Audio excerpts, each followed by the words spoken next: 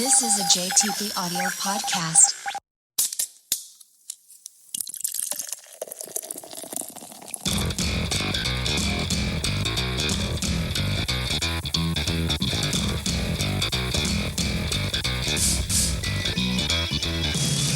We're Jason and Walter. We like beer, and we love visiting the great brew houses that make the drinks we love. Join us as we travel to breweries, set up some microphones, and chat with the people who make beer happen all over a flight and a pint.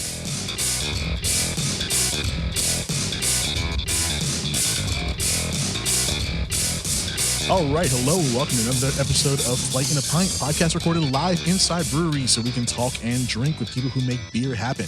I'm Jason Portizo. And I'm Walter Wilson. Today we're at Mechanical Brewery in Cherry Hill, New Jersey. We are joined by James, who is the founder and owner and jack of all trades here at Mechanical Brewery, and Pint Size Leah. She is the taproom manager here. How are you guys today? Good. I'm doing good. I'm psyched to be back here. We were here for the soft opening a couple months ago, and I always just like seeing a place like in those first couple of hours of being open to the public and just, watching them do well after that. So it's excellent to be back. Excited to see the new stuff you have on the menu.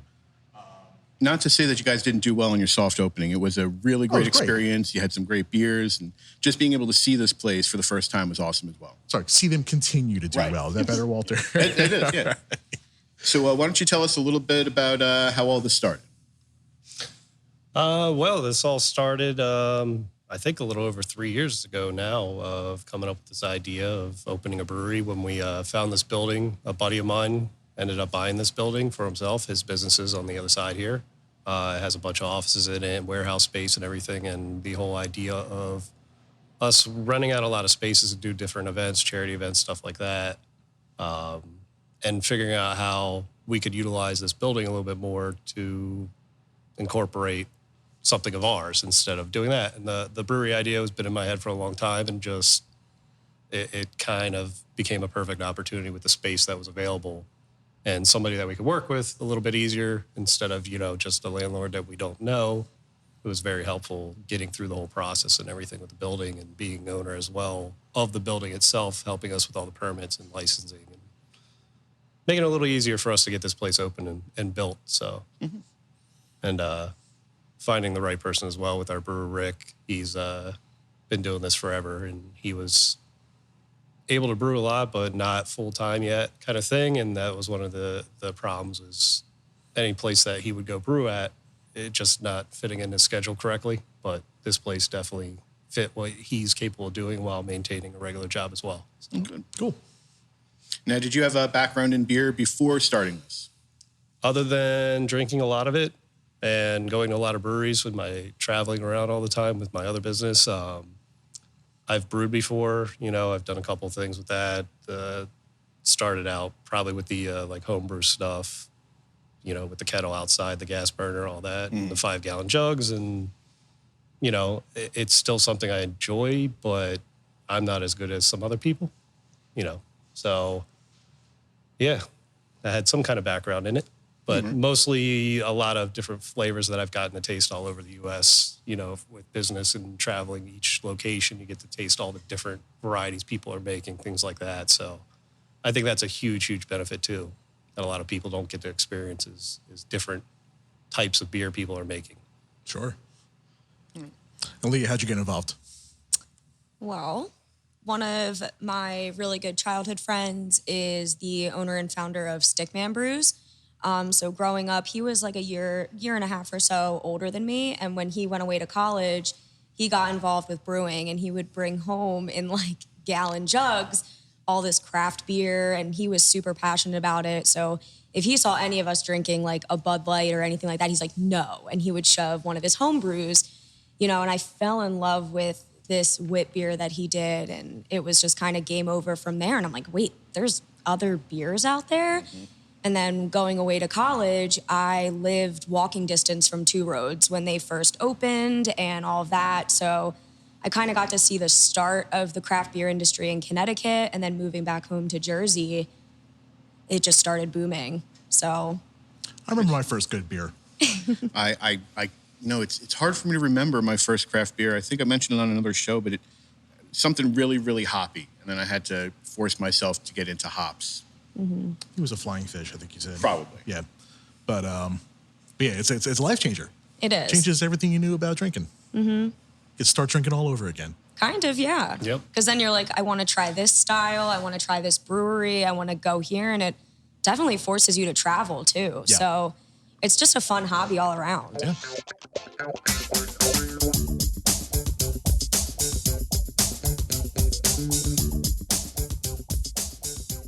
We have a lot of beers in front of us, So I want to dive right into these. Let's start with number one. What's our number one slot? So this is Torque. This is our golden sour ale. Yeah, and this sour actually it uses the yeast that they found out in Philadelphia, West Philadelphia, Born and raised. by the University of Sciences. I was trying not to do it, and you went and did it. Sorry. It's hard not to. So this we got a little bit of notes here, and where are these notes from? They are from the head of our head brewer. Awesome. So this one is a 5%er. Very nice and light, not overly sour, not that little burn in the back of the ears kind of thing. Definitely delicious. Yeah, this is nice. This is it's a sour, but it's not like a fruited sour. This is just a little bit of tart on top of like a nice lighter side beer, without giving you like that Hawaiian punch type of type of punch. Yes, You know. for sure. So you guys open your doors November 2020 in the middle of the pandemic. How was that? It was a pretty stressful moment. It's just we finally got our ABC approval back in March, April of 2020. So it was one of those times where like, now, right now we finally got this done. Well, we can't open. And then when they finally allowed, restaurants and bars to open again, it was such a limited capacity.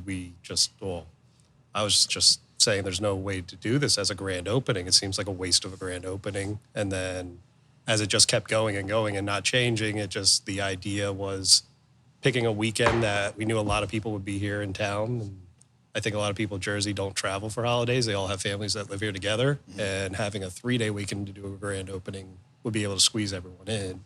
So the outdoor seating did help a lot during that. It wasn't too cold by then. So we did pretty good with the space we had, and nobody complained, and we kept everything as distanced as possible and overstaffed as many people as possible to help out, to hopefully make the experience great for everyone, so. Do you think there was any maybe advantage to starting later in the pandemic in November versus some of the places we've been to that opened in like March and April? We were at a couple of places that we've done episodes at opened in March, April, like right at the start of things going straight to shit. And by November, when you guys opened, it was a little bit more of a familiar thing. We kind of had an idea on how to navigate these problems. Do you think that helped at all? Yeah, I think it helped with a lot of people that wanted to go out and already knew what the stipulation was. They're not the people that got really upset going out because of things, just they either weren't anymore or they just knew what to expect and it wasn't as bad. But I also think that we did get extra time at that point to perfect what we were doing more. The process, do a little soft opening here and there, and beer, making extra beer, making different varieties of it versus trying to open up as soon as we got our license as fast as possible. So that really did help out with the extra time. The downside was, the overhead and expenses that come with it. So it's, it was about 6 months extra that we had before we opened, but take the positive out of it. And a lot of people had a great experience, and it was probably better for a first experience for people versus opening right up. It might have been just, an average experience. Who knows? So, Nah, I definitely think from like the consumer end, at that point, people were already used to the COVID regulations. So coming into a grand opening where it was very filled with people, they understood, getting up, they needed to wear a mask. They expected the full table service for all of their beers. And it just felt like everything ran very smoothly, and I couldn't picture of opening any earlier because I don't think people would have been as receptive to all of the rules and regulations that were in place. So I definitely think it was an advantage for sure at that point. Sure, and I think we said we were here for one of those days. I think it was day 2 out of 3. Yep. Yeah, and same thing. Like exactly what you said. We knew what to expect. We know what the regulations are, Yeah. and I think we are on the careful side of people who are still going out and doing things. And Yeah, fell right in line with our expectations. We felt pretty safe. Yeah, felt comfortable. Yeah. You know, you guys were doing great. You're doing great now still. I mean, like, you made sure that we can still enjoy beer and still feel safe. So it was good. Yep. And even for this show, I mean, like, no, we did all of our setup with our masks on and everything. And, Walter and I have half of our shots now. And so we're all still there. We're all still doing what we got to do. We're not pretending anything's not around anymore. But, it doesn't mean we can't drink some beer.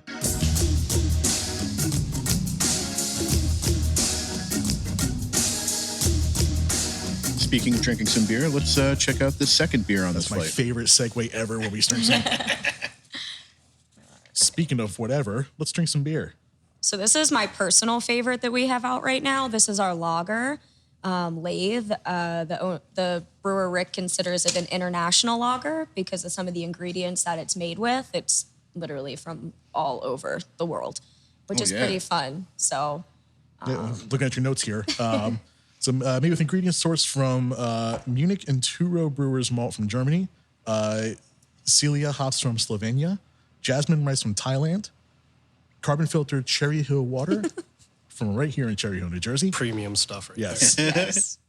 And a yeast strain from Norwegian with Norwegian heritage. That is definitely international.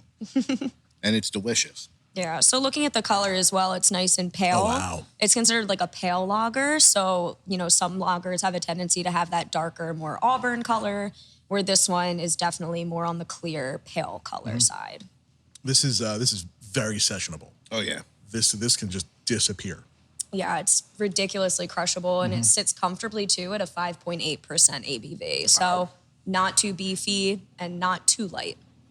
Yeah, and then something you'll notice about a lot of the beers as we go through them is a lot of them are made to be drinkable, multiple of them. I think the highest alcohol content beer we've made so far was maybe, 7.9, 7.8 so far. We're going to have higher ones, but a lot of the stuff that we're making, we don't really need it. It's still going to have that flavor there, and it's drinkable stuff. There was a trend for a while where we just start chasing ABVs and see if we can put people into the table as fast as possible, which was fun for a while. But I think we've reached the limits of ABV versus while still keeping it drinkable and enjoyable. Yeah, I think that all started back with a monkey beer or something. Oh, yeah. Yep. But, Walter and I love Imperials and 10s and 14 stouts and stuff like that. But when a beer can just disappear in your hand like this is it's a different drinking I've been just drinking experience. Loving this beer, and it makes me sad that it's almost gone. Oh, no. Oh, no. I know. We have like one keg left of it. It makes me sad. All right.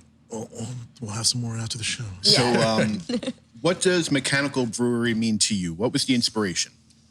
Mechanical brewery, the name kind of fit a lot of my background with me, my family, stuff like that. But it also has to do with pretty much everything is mechanical in this world, and what you do in the whole process of making beer is completely mechanical as well. You use a lot of different equipment, stuff like that. But my grandfather, who residents here in Philadelphia, he had a machine shop, and he was very hands-on, very inspirational to me. There's a lot of his stuff on the walls around here. You'll see the one beer, the porter's named after him. His last name was Skull, so the Skullbier.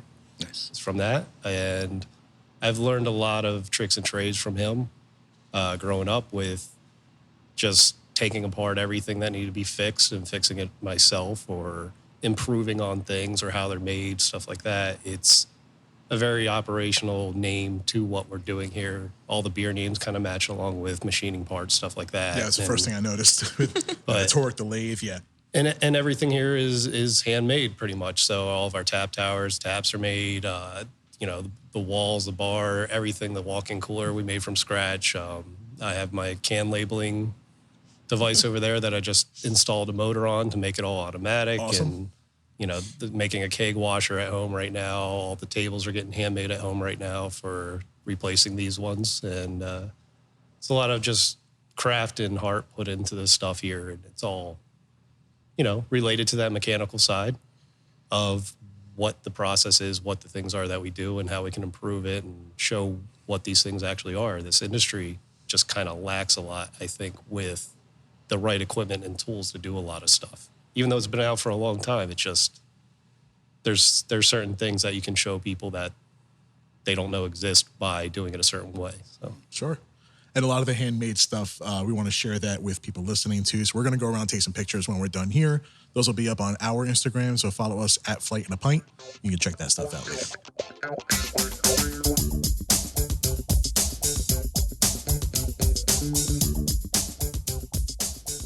All right, you want to go to the next beer? Yeah, let's go down the line. This is a cool color on this one. I've been looking forward to this spot. Tell me about the number 3 slot. So this is our raspberry Whitbier named Thresher. In my opinion, it's, again, super light and crushable. It's been a fan favorite. I'm really hoping we can keep this on tap all year round because it's been that popular. She said that with a hint. Like, there's Hint, hint, I want it forever. Right. But even with the raspberry, it's not overly tart. Definitely uses, some nice spice character as well with the Belgian fruit. And I definitely think it can be enjoyed all year round. That smell is so just like, it's got a fruity, tart smell to it before it even gets to the taste. Yep. This is our second version of it, which we improved on the raspberry puree we're using. Okay. So we went with a different batch this time, different type, and we like this one a little bit more, tweaked it a little bit more, and we're going to continue tweaking the ones that we're going to remake a lot and not just stick to one recipe and that's it. So Sure. A little version 2.0 type of stuff. Mm-hmm. Yeah, it is delicious. That nose on it really gets you ready for that good spicy flavor. Yeah, it kind of preps the palate for you. yeah, this is also one of those beers. It's one of the go-tos if you don't drink beer and you're here with somebody that does. This is definitely a go-to. Yeah. So one of the things that I really like about this brewery, I mean, there's a lot to like, the decorations, everything, but I like the membership club that you have, the Flight Crew membership. Most specifically, the thing that I like about it is how customizable it is. You want to tell us a little bit about it? Yeah, we offer a Flight Crew membership here. You get discounts on stuff at our place. You get merchandise, things like that with the membership. The biggest thing about our membership is our back wall behind our bar has a bunch of little $50 size logos that the person that joins the membership gets to create their own way. We have like 20 different colors that you can use for each piece, and comes out to be a little over like 17 million different combinations you can make out of this. You get to sign it, put it on the wall, and it snaps right into our tech pack, beer holders, and it's displayed up on here for everyone else to see. So get to visit here, tell people that's yours on the wall. It's a little giving back to the people that come here and enjoy being here. So Sure. What does membership get them? So membership, you get, it's $100 for the year. Gets you, we're doing discounted merchandise with it. You get a shirt with it that shows that you're in the membership. Right now, we're still coming up with our design. We're having a little trouble with companies that aren't at full capacity yet. We don't want to make something just basic to give everyone. You also get to make the piece on the wall. And we're doing some kind of discount with beer. We're doing a full gift card that you get, throughout the year to use for whatever you want as well. So there's a couple APC regulations that we're working through it now that are changing and coming up, and we're just staying on top of that as best we can with it. But definitely a really cool experience with it. You get to see people laughing, having a great time, adults acting like kids, and this was all created because of the kid. My daughter, when she was 5, just loved playing with these things when I was making all the tap towers and tap handles, and was inspired by her, and just like making a Lego figure at the Lego store. That's just awesome. grab pieces and throw it together. So It's just something extra for your customers. It's like something fun. And, a couple places have games and stuff like this, but this is great because now you're part of a club, but you did this, and you did it while you were here. I like, things that bring people in to the brewery. yep. Now, you mentioned you have the snap packs on there for the Flight Crew memberships, and that's where their little customizable design goes in there. So you're recycling these can tops here. What else do you do with these recycled tops or anything else that you might recycle? Yeah, we do a lot of different projects here. We made lampshades out of them for our lights above the bar. I have a couple more projects I'm working on that, I'm very particular about when I'm creating something like that, and it has to be something that can be appealing, tasteful, and almost missable, not too blatant and obvious kind of thing. And you'll notice a lot of little stuff around here that's made out of things like that or recyclable material. Like everything in this place is scrap stuff. Everything, the wood that we use is all scrap. Nothing's like really purchased in this place, other than what has to be. But all the woodworking is all scrap wood. All the tap tower stuff, scrap wood, made from the same stuff, and all the plastic stuff like that. And anything I can get my hands on and turn into something else, it's definitely fun to do and enjoyable. So that's great. I love being able to use things over and over again, and it makes it look really nice here. It looks like reused pallets helped build the bar. Yep, it looks great. Yep, and then some of the other stuff is shipping wood that we get on from another place. One of my other businesses I have, it's what our stuff gets delivered on, so we reuse a lot of that. Sometimes it gets used just how it is or plain down, like our these flight boards that I made. They're all made from scrap wood as well. So That's awesome. Great. And it gives a cool, just uniform, stylized look to the whole place too. Yep. That's great.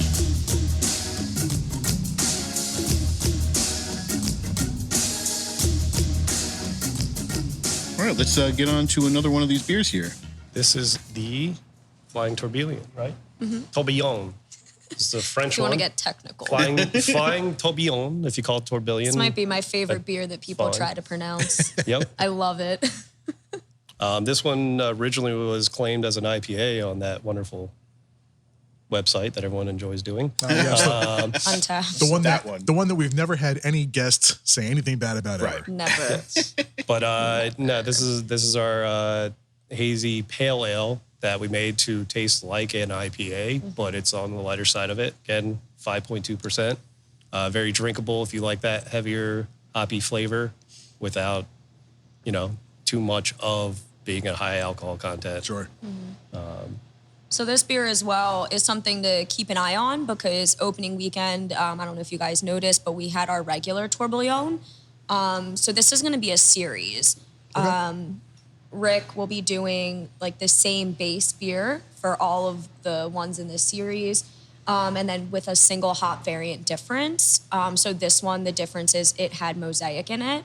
Where the next one, I don't know what his plan is, but you will see another. Stick around and find out. You will see another version of the Tourbillon Stay for tuned sure. for the next episode. Yep. So this one is our flying Tourbillon. I love that because with the single hop, people get an idea of what hops they like and what they don't like. Yep. So they can be like, oh wait, you know what? I'm probably gonna love that beer, or you know what? I'm probably not gonna try it because that hop profile is just not for me. Yeah. But you don't really know what hops you Walter like. with his Idaho 7s. Right. I don't like Idaho 7. Yeah. But when you have a mash of hops, it's kind of hard to pick out, oh, I like this or I don't like this. So I 100%. appreciate And I think that's why a lot of people right out the gate say that they don't like IPAs, but in reality, they might have just had one IPA that they had a hop variant in there that they really did not like. Or 15 different ones. Yeah, and they just don't know. So, any of the breweries that do the single hop variant, I highly recommend for people to slowly use to get into IPAs. Yeah. So you build most of the stuff here. There's some really nice artwork here as well. Do you do the artwork as well, or do you have an artist for that? Yes, I do the artwork as well. All the chalk drawings, all the paintings, stuff like that. The only person that helps me is my kid. She's there doing a lot of it too, and it's very enjoyable to do it, and I kind of like it. And coming up with pop art stuff or just off the wall, regular kind of things, and all of our holiday events we threw up on the chalkboard and draw something up for. And it's nice to finally have this whole art background that I've done my whole life that's completely useless come in handy a little bit, So Yeah, to come in your For the shop and record, draw on the wall a bit. I've tried art things and I got fired from that instantly. Yeah. I was like, what do we think of this? He's like, no. Nah. Yeah, there was a nice phallic symbol that was drawn that was supposed to be a wrench, and I was like, yeah, we can't, no, that's not going up on the wall. He was like, give me the board, Leah. I can't put this up. I was like, fine. Guess I understand. I mean, sometimes you got to tighten your nuts. But You're no fun.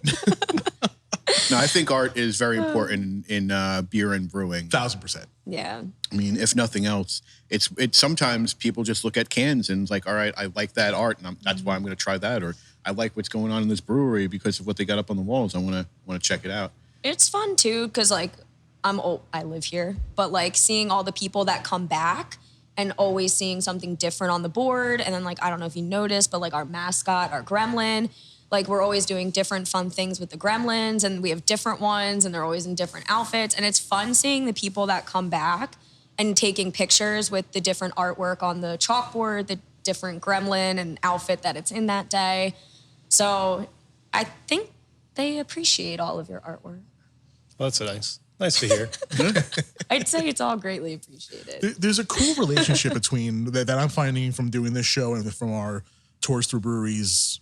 There's a cool relationship between breweries and art, and I'm finding it's a much more common thing than I thought it was when I first started going places. There's always some sort of local art on walls, or local artists are doing the canning work, and I mean the owners themselves are drawing on the walls and taking a lot of pride in that. It's just such a cool relationship between brewery and artwork. To where I encourage my art friends to go, A, to drink more, maybe they'll make better art, and B, go check it out as an avenue for getting your art out there. For sure. Yeah, and it's great to finally have a industry that involves liquor, that it's okay to buy a can based on the artwork, because the rule of thumb with hard liquor and wine is never buy it based on what the label looks like. No. So it's great to have something like that where you could actually put dedication into the artwork and what's done, and it changes so much. So there's a lot that can be done, and it's great. I've absolutely bought beer based on the label. Oh, 100%. Most of the time, it's worked out pretty well. Yeah. Especially for the Instagram perspective. I'm like, oh, that's Yes. going to photograph real well. Yeah. We're gonna get to that Do in a it second for the too. gram. Actually, the first time I went to Broken Goblet is because they put out a beer called Send Me an Angel. Yeah. And I love the movie Rad. So if you're gonna put anything out with like pop culture, I'm gonna go to your brewery. Yeah. Especially like weird pop culture that Yeah. like 7 people saw that movie. Yeah, that movie's always on replay back in the day without cable TV. You Yep. always got to watch it over and over again. And having the Gremlins here, that's definitely something that's a nice draw. And Oh, yeah, right now we got one upside down, just hanging from the We'll ceiling. get a picture of that too. Yeah, the female gremlin. That's one's up here right now. Yep. And, those we have one more that hasn't been debuted yet. Yeah, there's one more to come up. Two, Secret the little gremlin. tiny one too that we have. That's, Oh, yeah. We're I gonna gotta take a think of picture of that something good. gremlin right now, so you'll get on our Instagram. You'll see. it's dressed up like a leprechaun. Yeah. A slutty leprechaun. Yep. Yes. So there you go. Yes. For sure. God, that movie went in such a weird direction. Yeah. Wait for the remake. It'll come out soon.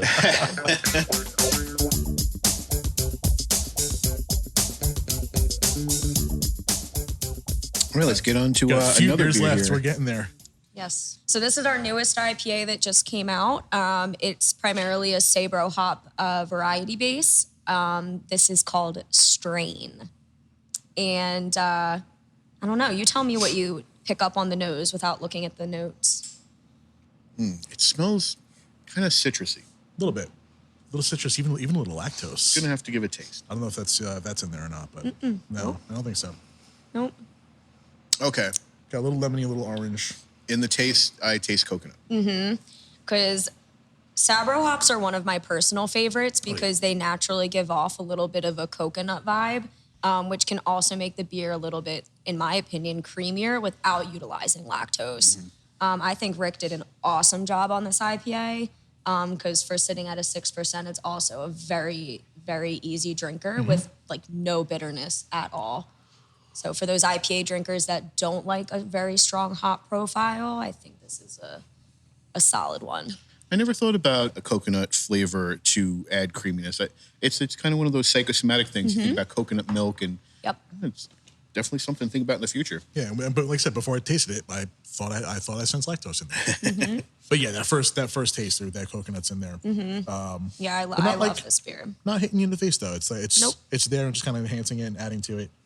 I feel like it's there just enough that you kind of have to bring it to attention. Yeah. Because if you give this to someone, and especially for untapped purposes, you know, someone will be like, ew, it tastes like they put coconut in it and blah, blah, blah, got no warning. Well, here's your warning. Here's your warning. But it's very, very mild. But, you know, It is extremely mild. yeah, the hop But it's there. in general And naturally it does gives that. kind of give that lactosey type of texture. a little where bit it does creamier. thicken up a little bit. It is pretty close to opaque. Much harder to tell by the smell, though. And, you know, I have a lot of friends that won't try certain beers after they smell it. I'm like, you kind of get past that. Sometimes yeast puts off some Relax. smells that aren't that great, but the taste is phenomenal. I mean, people like Limburger cheese, and that smells terrible. Smells good though. Oh, yeah.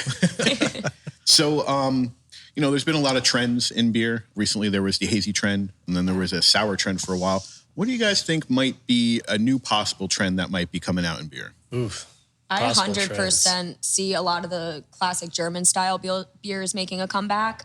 Those quote unquote crispy boys. I think the lactose and super overly fruited beers are going to be pushed to the side. I've already noticed that they are. And I've noticed a lot of Pilsners, lagers, they're making a massive comeback. And I mean, I personally am ecstatic about it. Feel we're going back to basics? Yes, I'm very excited about it. Yeah, and I think there's going to be a lot of different changes and flavors of what you're going to get from a basic beer, a lager, pale ale, things like that. There's going to be people that are actually going to spend time experimenting and changing those up to get a different flavor more than just with IPAs. So I think IPAs, the evolution of them and what's happened with them is insane. There's so many different varieties now, and everything else is just lacking because of it. So it's I see some stuff really coming to that's going to make you question what kind of beer it is afterwards, and I know the seltzers was kind of a new thing too, but That was big for a bit. it's there's definitely some newer stuff that's just not going to be your alcohol content thing to care about, your lactose thing, your longer shelf life beers that are drinkable, that are going to have a little bit more flavor coming out and variety. I'd like to see, breweries putting out two different beers that work well together. I've seen cuvées and, I've seen, I used to love going to a bar and getting a black and tan. I'd like to see a trend where a brewery is just like, we're putting out both these beers to make a nice float. That would be really nice. So we're laughing. There's a bunch of regulars that come in and they love mixing the beers like all the time. And then there was one day one of the women in the group goes, you know what? Can you please pour me half of your raspberry Whitbier and half of your Baltic porter? And, I didn't think anything of it. And I'm like, yeah, sure, absolutely. Yeah, I could see that. It's a nice chocolatey rich porter with a nice strawberry beer or raspberry beer. Everybody at the table started going crazy. So I walked back over and I'm like, was it awful? And she goes, no, this is the best beer I've ever had in my life. And I was like, what? And she goes, don't ever get rid of those two beers. She goes, because this is forever what I'm going to order. So then, sure enough, I like to have fun with the customers and I'll mix them beers, give them tastes of new beers. And, so the one day I had another party come in. I'm like, hey, can you just try this combination for me? And they were all excited and they were like, this is one of the best beers I've ever had. So I'm like, James comes into the office the one day and I'm like, you need to try something. And he was like, okay. And he goes, this is really good. Yeah, I'd say the one thing I noticed the most is most porter stouts like that. You get a heavy aftertaste with it a lot, and if you're not hydrated for the day already, it's hard to drink a lot of it. But mixing those two together eliminated it instantly and gave you a little bit more of a carbonation and a strange flavor that was good.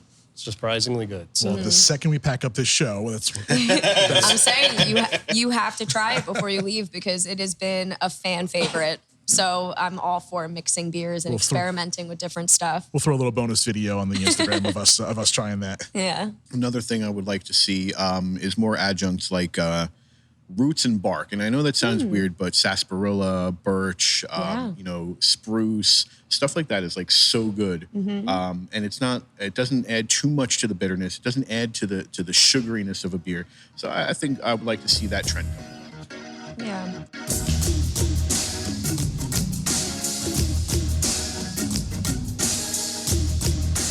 Finish that up. We got a few beers left. A fan favorite coming up.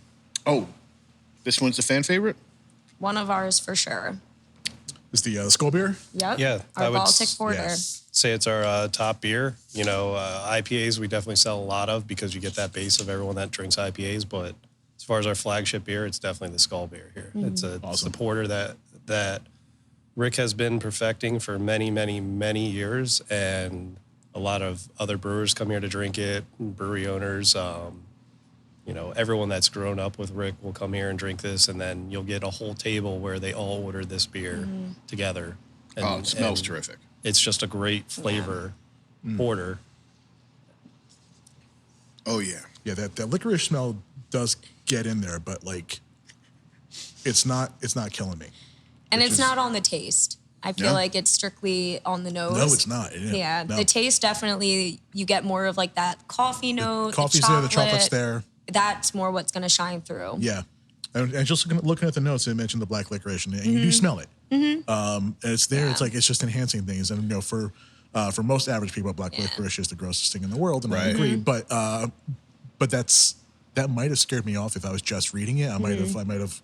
If I'm looking at a whole beer list and I'm picking out a flight, I might have skipped it because of that. But this is like, it's not in the taste at all. Or just smelling it as well. Yeah. Like I said before, like it's important to just get past that smell because, Yeah. that might not be representative of what you're tasting. 100%. Yeah, no, it's the perfect amount of roasty.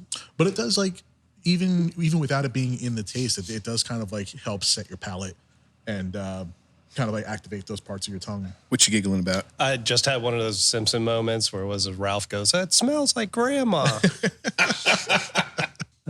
I will say if it smelled like grandma, I might pass on that beer. Yeah, I don't You have want to get past the smell, Walter. I guess no so. grandma beers here. Guess so. It's only smells. Definitely doesn't smell like grandma. No. No, the little licorice is there, and like just the nature of licorice, it's gonna be the first thing you smell. But the coffee and the chocolate is also in the yeah. aroma, and then on the taste, as soon as you get that first taste in there, I would say it's coffee first, and that chocolate sticks around. Now that I've drank it about a minute ago, that chocolate stays there. If you let this warm a little bit as well, the chocolate's a little bit more prominent. Ice cold, it's definitely a little bit more coffee. Yeah, I enjoy a cold porter, but a good porter will get better with a little bit of the temperature. Yes. Yeah, leave it in your car overnight. Our it's coffee good. porter Yeah. as well. Oh, I love drinking that room Microwave temperature. for a couple minutes, bring it to a light simmer. Now, you've only been open for a handful of months, but I see that you guys got a pretty good social media presence.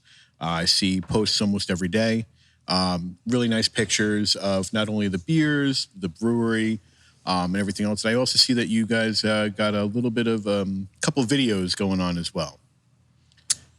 Yeah, we like to keep everything, fresh and up to date there as much as possible. We do a lot to really explain what we do here, show what we do here. We have a wonderful person that helps us out with all the photographs and doing a lot of these videos. Because it's something we need help with. We can't do it all ourselves with that kind of stuff, especially, see us taking pictures here. It's very difficult. So, but staying fresh and getting people to see what we have here and keeping it up to date with everything. It's things happen very fast at a brewery. It's hard to stay on top of it ourselves. So it's social media definitely shows a lot of what we're doing, not just with beer, but interviewing us, the staff, Rick, the brewer, all that stuff, and what's coming up, what's happening with us here, all the new things that we're building for the place, and just a lot of different things that you can check out about the place and see on there what's going on. So that's definitely one of the top places to check it out. Do you plan on doing more videos in the future, keeping it more behind the scenes, or do you maybe think you might do some live video in the future of what's going on in the tap room? Mm-hmm. Yeah. There's a lot of videos planned. I think that we're going to be doing with once a lot of these restrictions go away. It could help out a lot more with what we can do because it's hard to do this when we're open. So a lot of stuff has to get done when we're closed, and there's generally only the same 2 or 3 people here at that point. So, speaking of social media, Pint Size Leah is. Would you prefer to be called an influencer or a content creator or something different? I don't know. I guess I personally don't like the term influencer. Thank you. I really don't. I definitely don't look at myself as an influencer, even though, and I guess technically I do influence people and where they drink and what they drink. But I honestly just like to shine light on the breweries that deserve it and the beer that I've enjoyed, places I've enjoyed going to. It all obviously started as a hobby. I had no idea it would turn into what it did or continuing to do. But I've met some really awesome people. I've gone to some really awesome that's places. us. Yeah. It's crazy. There's a lot of people that I've met that I consider lifelong friends that I never would have met if it wasn't for my beer Instagram. And I probably wouldn't even be sitting here if it wasn't for my beer Instagram, as crazy as that is, even though I don't really think James had any idea who I was. But He's like, I still don't follow But you. the people that recommended me to James knew who I was. But I don't think, which is kind of a cool thing, because I feel like in the previous places that I've worked beer-wise, it was because of who I was. Which it was very refreshing coming here, where James is just like, all right, who's this Leah girl? Okay, cool. What's her number? All right, cool. When can you start? Nice. Like, it wasn't really like, oh, well, if you work for me, I'm going to have this massive following coming with you. Where in the past, I feel like that was the vibe that I got. Sure. So it was nice. It was very refreshing to kind of be placed here for who I am. So. Yeah, and oddly enough, we are actually very connected in the sense of our fiance. I know very well since I've moved here from Virginia. I've known him basically since the first year I moved here, and the last 16, 17 years, and had no clue until after she was working here. So, you know. Yeah. No, not to the background check. Yeah, It's right. like, all right. So how does that get started? How do you turn a hobby into a content creation avenue? So, what's kind of funny is I actually used to be a personal trainer, but because of my background and my passion for beer, I started posting a lot of the breweries I was going to, the food trucks I was eating at along the way, and all the places I was going on my personal account. Well, a lot of my clients followed my personal Instagram, Facebook, and they were just like, well, you're telling me I can't eat nachos for breakfast, but here you are drinking a beer and eating nachos for breakfast. And I was just like, all right, you know what? Like, I shouldn't have to change my entire life and my hobbies and my passion for you. So I created Pint-Sized Leah and, used it more of just like a documentary of my life and where I'm going and what I'm doing. And, I didn't utilize it as much, but it was just there and I kept it on private. And I slowly started realizing that there's a beautiful community in this craft beer world, and especially in the state of New Jersey and Pennsylvania. It's insane. And it just slowly started to grow and grow. And then when I left the personal training world and was working at my previous job, which was just like a regular office job, I was like, oh, I can take this off private. I don't have to hide who I am anymore. I'm not telling people what they should and shouldn't do. And that's when it really exploded, probably about a year ago. It really exploded. And here I am now. Now, you mentioned, you realized that there's a beautiful community in this. Would you say that your experiences on Instagram are more positive than negative, or do you have more like a overwhelming negative experience like some other Because it is still people social on- media. Yeah. I mean, Yeah, I mean, I'm definitely one of those people. I know that there's a massive stigma against women in the craft beer industry. Automatically, we don't know as much. People look at me because I'm tiny and I'm thin. They assume that I don't drink as much when like, you have no idea. Like realistically, like I can probably outdrink most men, but I'm automatically a woman. my experience with girls under 5 foot is they can definitely outdrink me. But it's just like, right out the gate, like granted, before my account really grew, people questioned me and what I knew about beer. And you know what? It's crazy as it is. I even see it working in the tap room. Like people ask me a question about beer, and when I give them an intelligent answer, they look at me in shock. And I'm like, why are you shocked? Like, did you expect me not to know what was in this beer and how it was brewed and what this is? So I still face a little bit of that, stigma. But I think more and more women are stepping up into the craft beer community and coming out and saying like, I like beer too. And it's taking a lot of a shift. We're also seeing more and more female brewers, which is a fantastic thing.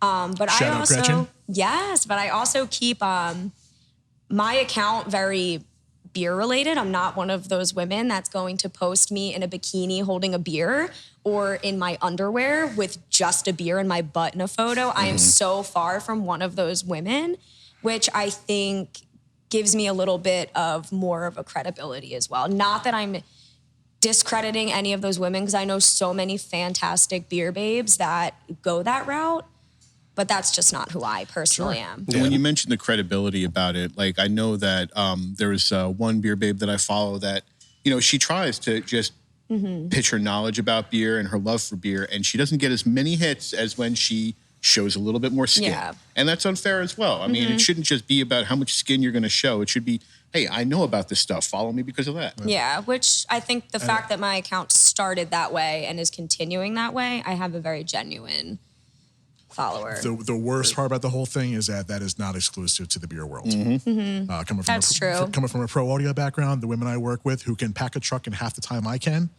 do have a harder time dealing with some of these bands on tour than I do.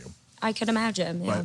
But, real quick, so we've got two handsome, larger fellas here who have an Instagram and who have a beer podcast. How would you recommend we take our channel and we take our accounts to the next level?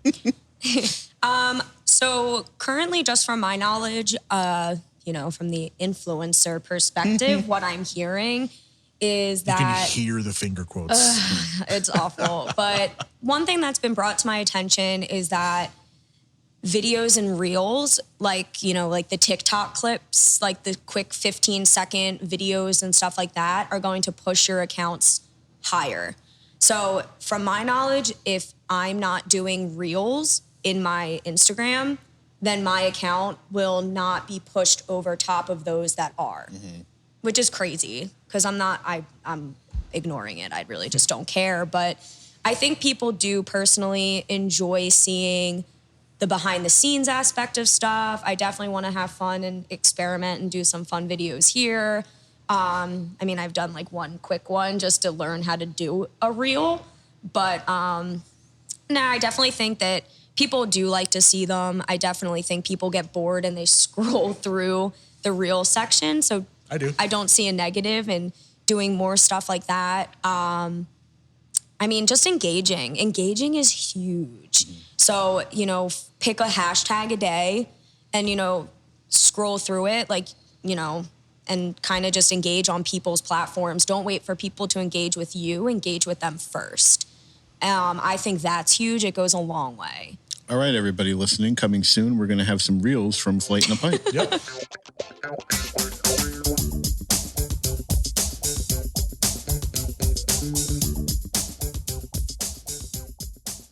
We got one more bonus beer here on our flight. Yes, we finished up the six beer flight.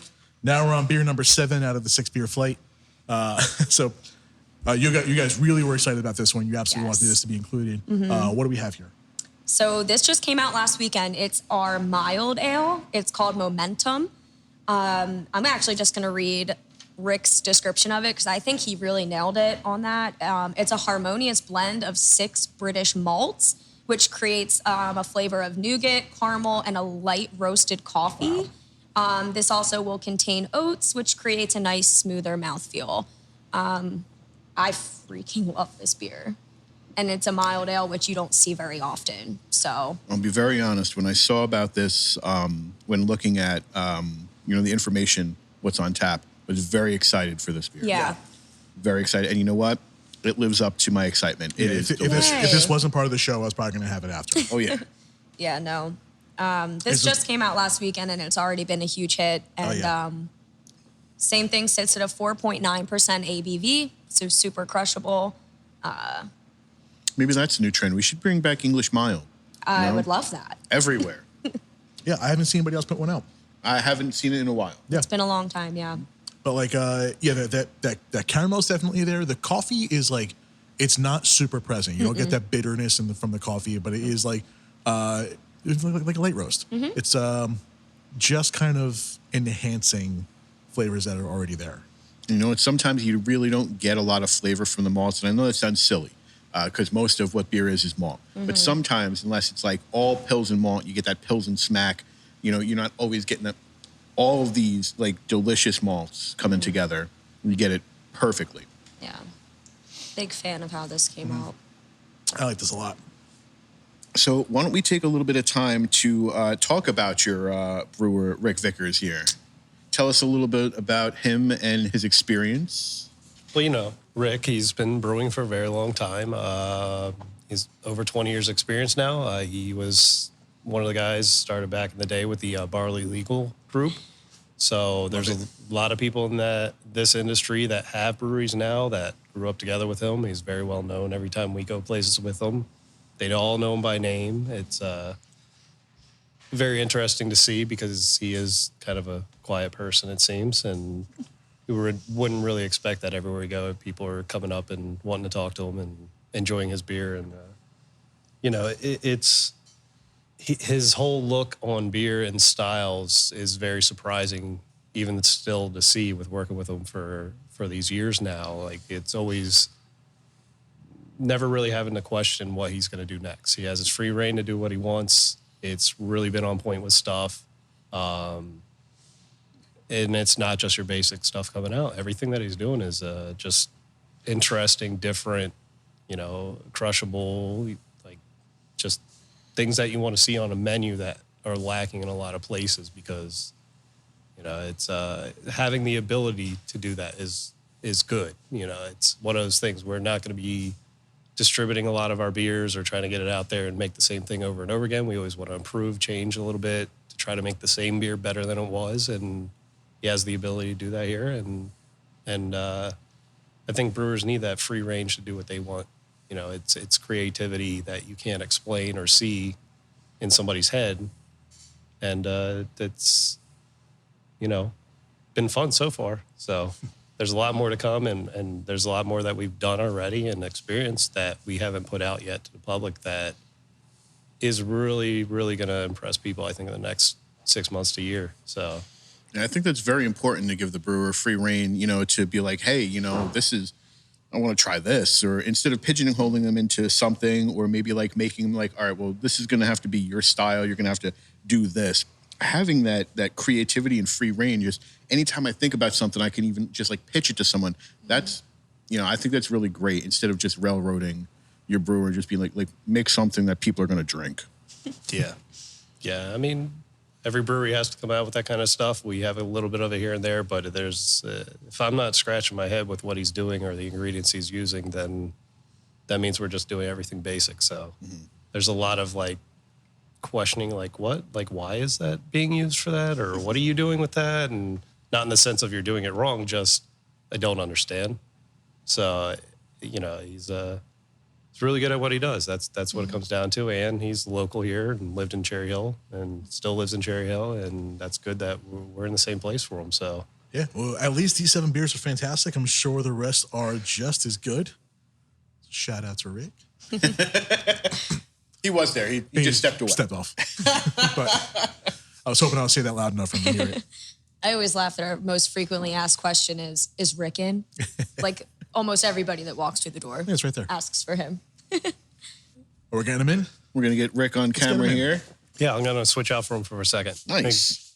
It's not much, not that interesting. So. Good, it'll be short. yeah, there you go. Rick, welcome to the program. Oh, thank you.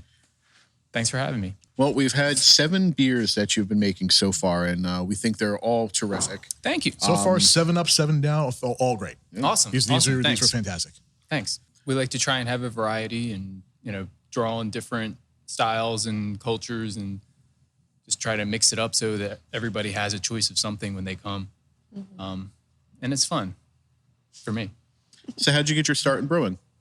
Well, I'd say I first started, I'm an old guy. So, so about 30 years ago, when I was in my early 20s or around 20, I started trying different beers. I was fortunate enough that I was exposed to good imported beer and even some of the early micro-brewed beers and craft beers by hanging out in Philadelphia and going to punk rock shows and that always happened to be at places that had good beer. Mm-hmm. So I started liking it and wanting to try more of it, and then discovered that you can actually make it yourself, and bought my first homebrew book. And then there was not as much available back then as there is now. Now it's a wonderful time to be a home brewer. Mm-hmm. There's so many ingredients and yeast strains and all kinds of great stuff you can work with.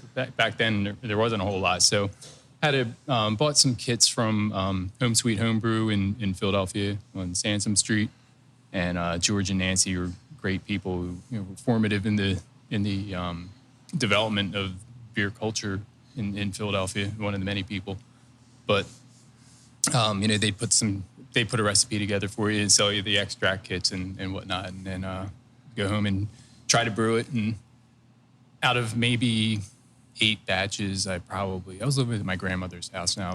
It was before I bought my first home. And I'd say like maybe 1 or 2 of them were okay and the rest of them. That's about right.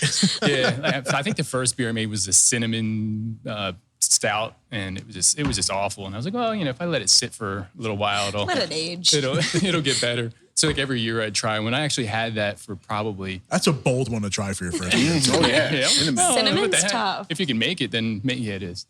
If you can make it, then, why not? But it was a lesson for sure. But yeah, I think I saved that for probably 10 years and finally tried it after 10 years. I'm like, why am I saving this? This is just taking up space. But then at that point, it's like harder to like dig it out and throw it out than it is to just leave it in the basement. But so after that, I kind of took a hiatus for a long time and kind of didn't drink at all and got into like martial arts and stuff for a while.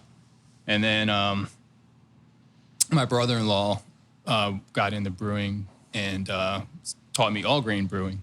And then that was probably 10 or 12 years ago, I guess. And that's kind of how my new phase in brewing is started. So he really was responsible for getting me back into it and exploring the all grain and then starting to make better beers. And so it just becomes an obsession at that point. Paid off, man. Thanks. Is there any like wild left field stuff you want to try? Yeah, sort of, I guess. There's a lot of stuff I want to try. I don't know, wild left field. I don't know. It's. I always try to keep it like weird, but like in check. Okay, that's fair. So I've in one of the fermenters now. I have a juniper Whitbier, which isn't really left field, but it's something that haven't had one anywhere really any sounds like it's going to be awesome. So I love juniper. Yeah, in time for the races. Well, we'll see. Well, yeah, right. There's some cherry in there, and it did. So far, the juniper isn't coming through, so I'll have to play around with that. And one thing I've found from brewing here is that the plan changes a lot. So in mid process sometimes. So sometimes you just kind of roll with it. I know you had the torque. That was originally going to be a fruited sour, but it just didn't seem to need any fruit to me, so I just left it. Let it roll the way it was. One of the first things I noticed on it is like it's a sour. The tart is there, but it's not fruited. That's awesome. Yeah, thank you. Yeah, I thought it was just nice and simple. And big fans of sour beers. Oh, yeah. I know the brewery is still very young, but do you have any plans for any barrel aging in the months and maybe years to come? It's not something that I think a lot of brewers and breweries have those kind of things. And there's always things in your mind, these seeds that you develop over time and when the opportunity presents itself. And I think a lot of brewers and breweries have that seed. It's a hard thing to start off doing for most people, but I think a lot of people have that in their mind that this is what I'm going to do as soon as the opportunity presents itself. And I don't really have that. I don't think it's not like I don't really have this desire. Like, I can't wait till we get to the point where it's just a whole big complicated thing, And it takes up a lot of space and a lot of time. Yeah, that's we have the ability to expand in this building, which is great, and that's certainly not out of the question. But and honestly, it's not my expertise, so I'd have to do I'd have to get some help with that. We need somebody who's proficient with doing that to bring on board. I don't think it's something that I would really be comfortable with devoting my attention to, but who knows, what the future would bring. Sure. Certainly not in the immediate.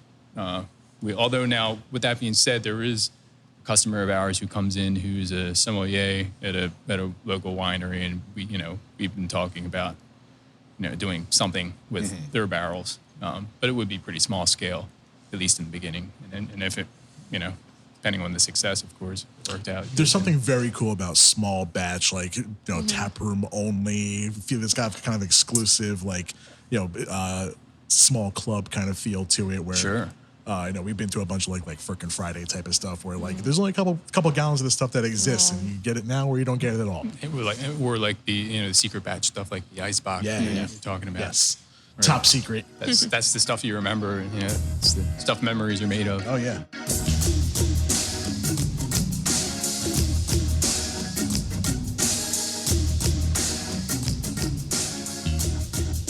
We were just handed our pint in the middle of this. I don't know what we had. And I see looks that like- Leah doesn't have one of her own. That's It's not okay. fair. This is one of my favorite sure beers. she's had- sure she's I had drink plenty. it all the time. This is That my looks go-to. like the Leicht. It is.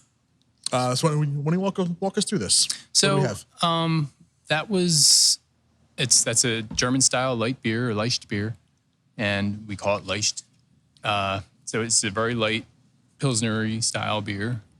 Basically, you know, our equivalent of, well, allegedly, and I've never had one, but just from reading through, you know, beer styles and literature and stuff, German brewers would make a light version kind of the same way that American brewers have light beers.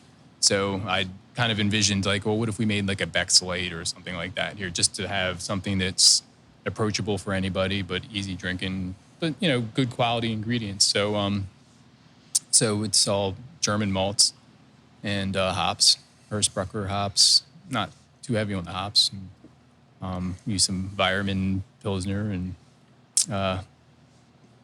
yeah, we did one test batch. There were 3 beers that we didn't do a whole lot of test batching. It was mainly just adapting home brews to our new setup, and some of them adapted pretty seamlessly, and some of them, like the darker beers, are a little tougher to, a little bit of more of a learning curve. Mm-hmm.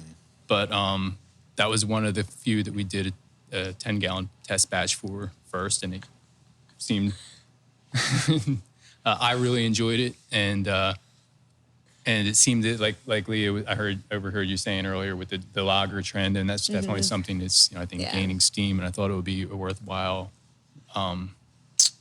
worth the while to try and nail something down that was a good light beer, and you know, it didn't take us, you know, that's the second, well, that's the third batch now, but the second batch was the one we opened with, and you know, we've been happy with it from the get-go. I think it's very important to have a style like this for people who aren't used to craft beer when they're coming to a craft brewery or with their friends. They're like, oh, I don't like all that kind of stuff.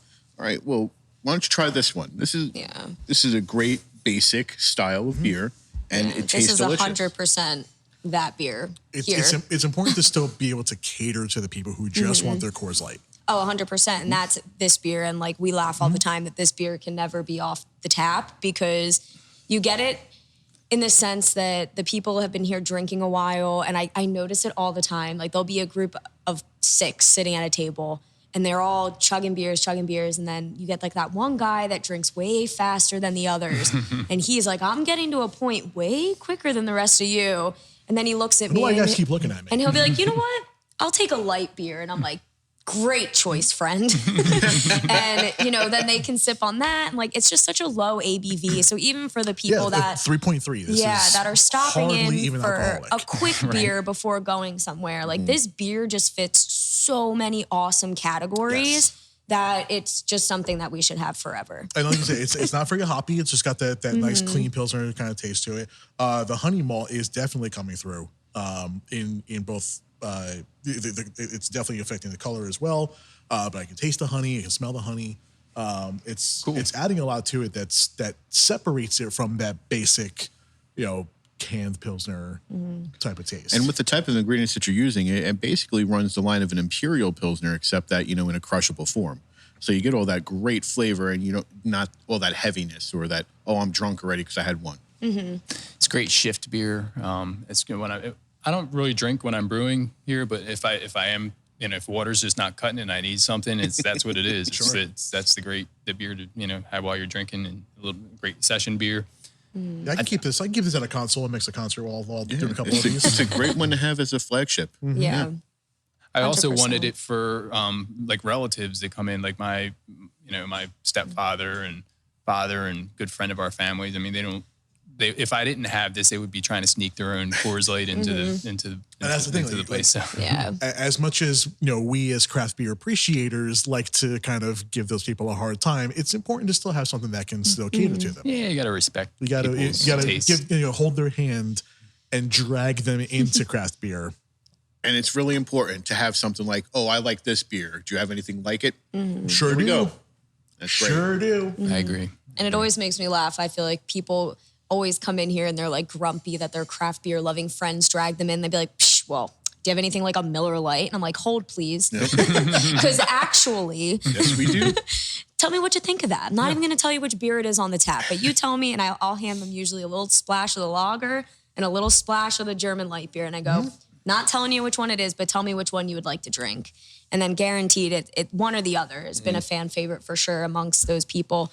Even the raspberry Whitbier too, for the ladies, especially that want something a little fruitier. They're like, well, I drink wine.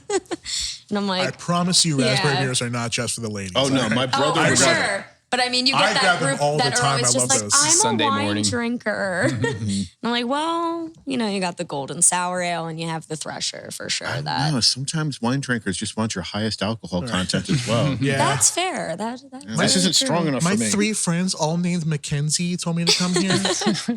Our the lawnmower beer was very popular as well. It was good. I The had that. Goza, yeah. Did I have that? I forget. If I That had was that. also popular have. amongst the I don't drink beer people. I feel like I had that. It was a green, the green color, Yeah. the cog The green cog. was green, but it was our Goza, yeah. That was Yeah. very popular. Oh, it goes. Yeah, I did have that. It was, very Pilsnery. Like the Pilsner malt came through a lot in it, and just that little tinge Had a of little bit acidity. of it, little tartness. Yeah. It was good. That's another recipe that I've had for a while that was glad to be able to whip that one out, and it came out, translated very directly to the new system. So that was cool.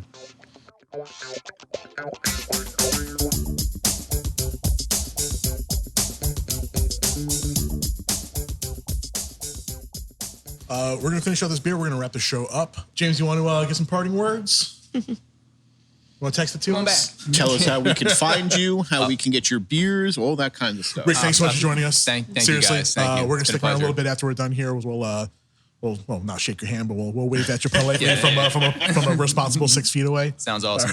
I'll be nearby. Absolutely. Thanks. Thanks so much, man. Great job on the beer too. Thank you. Well, we had a great time with you guys today. Thank you very much I for was inviting looking us. forward to this episode for so long. It Yay. took us a while to book some things, and No. schedules got funny, and people got sick, and things happened. So, Well, glad it all worked out. sites we got a chance to do this. Thanks for the extended spread. This was a very cool, very wide palette of beers here. It was awesome, and there's still other things on the menu we didn't talk about in the show today. So, tell people where they can find more information about Mechanical. Yeah, so our website has all the information you need. You go to mechanicalbrewery.com. We're located in Cherry Hill, right off the highway in 70, behind the big TD Bank that's out there that everyone knows of. And everything we have here is on our website as well, our tap list, all of our merchandise, stuff like that. We still have reservations available online as well if you'd like to make them. We have open seating as well. Definitely recommend reservations. Yeah, so on as- Saturdays. As soon as it's especially. getting warmer right now, we notice it is getting pretty packed up pretty Yeah. quickly inside and outside. They're there for your convenience, safety. If you want to make sure that you don't have to wait or you're going to have a table available, that's why they're there. It's not required though. Stop by anytime without them. That's not a big deal. Even if you make them last minute on your way here, it's fine. But that's available there. The outdoor space is still available. We have a tent out there with a bunch of tables inside the tent area, outside the tent area. So that's a little bit more convenient as well. Facebook, Instagram, Mechanical Brewery on them. You can see what we have up to date, all the new things coming out with beer, with what we're doing here and what we're creating for, everyone's enjoyment. It's Yeah, definitely give them a follow because their behind the scenes videos are worth it for that alone, if nothing else. And even if you can't make it out here to enjoy and spend some time here, you can get some beers to go. You guys got growlers or crowlers to go? Yeah, we have both available. We do all of our crowlers in 16 ounce, so you can do variety packs if you want, one of each beer. You can do, the growlers we have available as well. We picked up a bunch of 32 ounce to help out with getting beers to people that aren't comfortable with staying in the same place. So we have it all ready to go. Awesome. And if anybody wanted to learn a little bit about you, Leah, or follow you and your travels to different breweries, how would they do that? Strictly Instagram at pintsizeLeah.com. So, or not .com, but pint_size_Leah. Awesome. And we've been following you since we met you at Flying Fish that one day. Yeah, that was such a fun. It was fun such day. a cool, just real quick. Walter and I were at Flying Fish Brewery shooting an episode over there. We finished everything. We're looking at merch and stuff, and we just said the word podcast too loud. And Leah and her fiance, what's your fiance's first name again? I'm so sorry. Giuseppe, that's right. They overheard us. They're like, "Oh, you got a podcast? We've got our Instagram stuff. We followed each other right there." They sent us on over to Dr. Brew Littles from there, which we went straight over, became best friends with Jack ever since. very easy to do. Yeah, Jack will do that to you. He's an awesome So guy. just really cool. And then just by total happenstance, he ended up going on over here, helped us get the episode booked over here, and it's just been a cool way of continuing to run into you, and it just speaks a lot about the way that the craft brew scene handles itself, because 100%. there's just such cool people in here, and Walter's here, and it's just any parting words, More so just thank you to everybody that's been so incredibly supportive from day one. Especially on Instagram, the people reaching out, just wanting me to send them beer to try, because they're like, I live like a billion states away, but like I want to support you and the brewery, and it's really cool. Just opening during a pandemic and still continuing to get an incredible outpour of love and support. So especially from the local Cherry Hill community in general, it's been awesome. So thank you. Yeah, and stay tuned for what's to come. There's a lot of exciting things. I think we've only barely touched on what we're doing here, and not just with beer, but with everything that we're going to be doing experience-wise with this place. And it's not just about coming here and having fun for drinking beer. It's also about the atmosphere, what we can do, making it very friendly for family, friends, all that kind of stuff. And dogs. Bring your dogs. yes. Yes, bring your dogs. We have a bunch of... That's the other cool thing. I keep just so like many with treats artists. under the counter. yes. Similar to artists, there's such a cool, just like symbiotic relationship with dogs and breweries, and I love how dog friendly every brewery we go to is. Yeah, it's just fun for me. Yeah, you get a bandana for your dog here. So as long as you bring the dog here, we'll give you one of our bandanas and put it on the dog, and we'll snap a picture and throw them up on our social media stuff. Beautiful. And mine as well. I love posting I call it like Fluffy Friends Friday. Yes. And I post everybody's dogs in the brewery on my own personal page as well. So I got to get a dog. you do. Go get your dog some likes. Yes. James, Leah, thank you both for taking the time with us today. Yeah, I love what you guys are doing here, and you guys are not crazy far away from us. We're going to keep you guys on the short list of places we go visit on days we're not here for business, Awesome. Yeah, thank you guys. Right. So until next time, I'm Jason Portizo. I'm Walter Wilson, and this has been Flight in a Pint.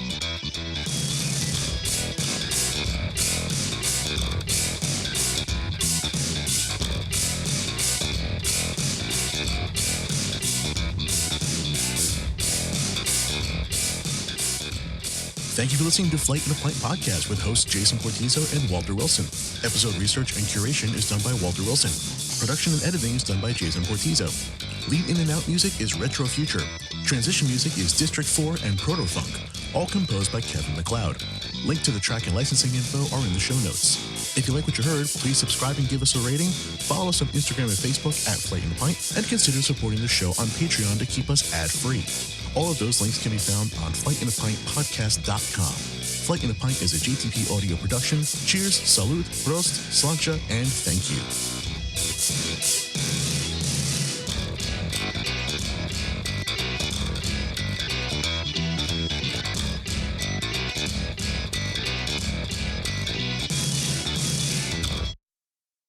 This has been a JTP Audio podcast.